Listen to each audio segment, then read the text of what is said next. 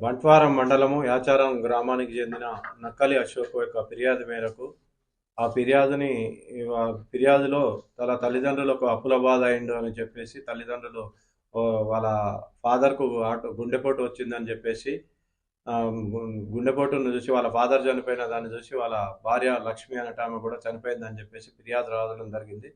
ఫిర్యాదులో భాగంగా మా బంట్వారం ఎస్ఐ గారు, దరూర్ సిఐ గారు మన నేరస్థలానికి పోయి క్షుణ్ణంగా పరిశీలించగా అక్కడ 2 ఇంజెక్షన్స్ అక్కడ కనపడే వరకు అది అనుమానాస్పదంగా మాకు అనిపించి అనుమానాస్పద మృతిగా కేసు ఫస్ట్ నమోదు చేసుకున్న తర్వాత లోతుగా వాళ్ళ డాటరు నక్కల సురేఖ అనే అమ్మాయి మీద కొద్దిగా మాకు అనుమానం ఉండి తరోగా ఇంట్రాగేషన్ చేయగా ఆమె తల్లిదండ్రుల ఆమె యొక్క పనిచేసే హాస్పిటల్ నుంచి తీసుకొచ్చిన మత్తు ఇంజక్షన్లు ఇవ్వడం వల్ల ఇచ్చి చంపినానని చెప్పి మన నేరం ఒప్పుకోవడం జరిగింది. ఇటు నేరానికి గల కారణాలైందని లోతుగా విచారించగా ఈ అమ్మాయి వేరే అబ్బాయితోటి ప్రేమ వివాహంలో ఉండగా ఇది తల్లిదండ్రులకు చెప్తే కులాంతర వివాహానికి తల్లిదండ్రులు ఒప్పుకోకపోగా 2-3 సార్లు చెప్పినా కానీ వినకుంటుండారు.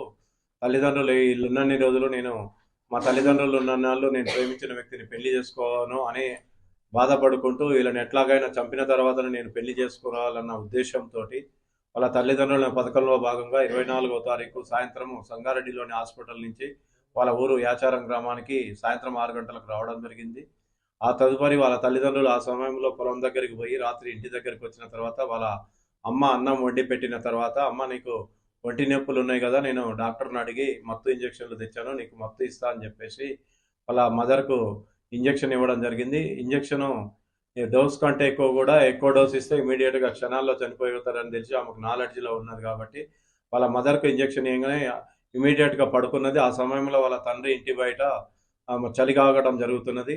కొద్దిసేపటి తర్వాత వాళ్ళ నాన్న ఇంట్లకు నక్కలి దశరథం ఇంట్లోకి వచ్చి ఏమైందని అడగగా, అమ్మ అన్నం తిని పడుకున్నది నాన్న, నొప్పులు లేస్తున్నాయి అంటే ఇంజక్షన్ ఇచ్చినా పడుకున్నదని చెప్పారు.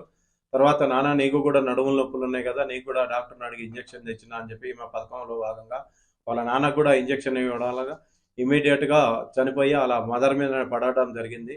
ఆ తదుపరి ఆమెకు భయానికి లోనై వాళ్ళ అన్నకు ఫోన్ చేసి, అమ్మ నాన్నలు ఇట్లా చనిపోయినారు, నాకు భయం వేస్తుంది రా అని చెప్పారు. వాళ్ళ అన్న వచ్చి చూసిన తర్వాత వాళ్ళ చుట్టుపక్కల వాళ్ళందరూ కూడా వచ్చి మార్పల్లి హాస్పిటల్ తీసుకుపోయి అక్కడ చనిపోయినారు అని తెలిసింది. దీని మీద లోతుగా విచారణ చేయడానికి ప్రేమ పెళ్లికి తల్లిదండ్రులు నిరాకరించారు. నేను ఎట్లాగైనా పెళ్లి చేసుకోవాలి, అతను లేకపోతే నేను ఉండలేను అని చెప్పేసి వీళ్ళని అడ్డు తొలగించుకుంటే కానీ నా పెళ్లి కాదన్న ఉద్దేశంతో వాళ్ళ తల్లిదండ్రులకు విషప్రయోగం చేసి వాళ్ళని చంపినది.